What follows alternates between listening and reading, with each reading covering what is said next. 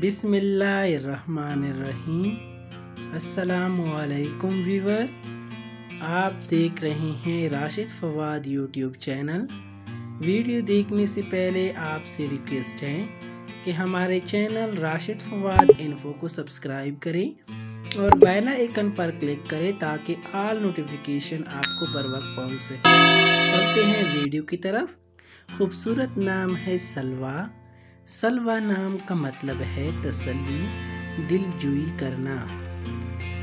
सलवा एक इस्लामी नाम है।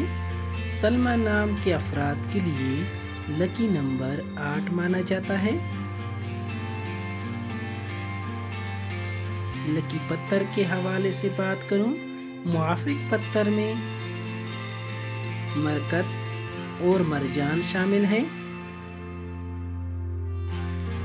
सलवा नाम के अफराद के लिए खुशकिस्मत दिन जुम्मा और सोमवार हैं।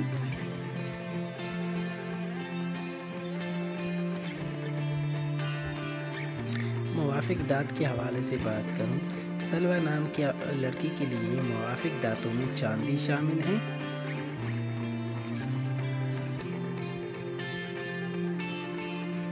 लकी कलर के हवाले से बात करूं, सलवा नाम के अफराद के लिए मुआफिक रंगों में नीला और सब्ज रंग शामिल हैं।